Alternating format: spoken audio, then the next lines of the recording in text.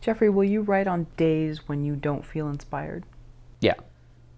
Yeah, I mean, I always joke my inspiration is I had to pay rent and I have to, yeah, I have bills to pay. So that's, I mean, there are times where I will give myself a break because I'm like, okay, I've been working, I've been writing every day for 10 days, and if I want to take a day off, it's okay. Like, so that's usually what happens with me. It's like, it's, yeah, I learned to not do, because I read a great quote somewhere, and somebody can Google and find out who said it, but they were talking about how, people, you don't wait for your muse to come. Like, you grab the muse and you strap it down to the chair and you choke it until it, because writers will find any excuse to not write. It's like working out or doing anything that you want to do, but you're a little like fearful that you're not going to reach out for it. You're going to find any excuse to put off writing. So you have to learn, like, not to, you can't say that you're waiting for inspiration, because you can inspire yourself. If you start writing, even if you write a couple pages a day, even if it's crap, you just train your brain to write. So it's a chemical thing that you do if you make yourself write every day at a certain time.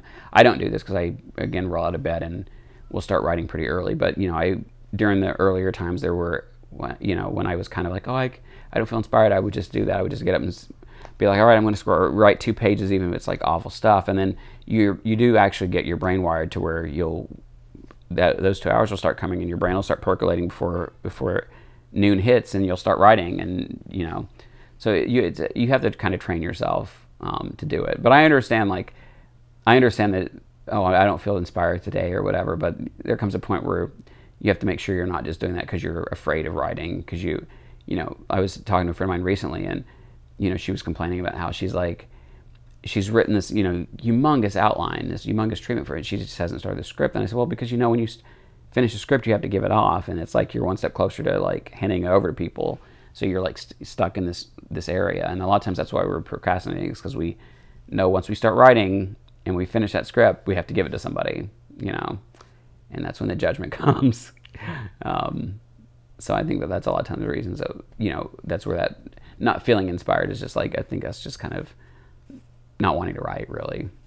Also, too, because you're close to your characters, and I'm not sure if this is the same for horror genre, but that you're losing your friends in some sense, because that's who you've been spending time with. Right. So handing it off is like almost ending a relationship. Yeah. No, there is a weird place you get when you write something and you love it, and and you want to hand it off, and you want people that read it to just love it as much as you do. And if they don't immediately, then you're like, there's like it's like you're saying goodbye, you're ending something, but then it's like sending them off, and then having other people and go, why were you in a relationship with that thing? That's an hideous choice for a partner. What were you thinking?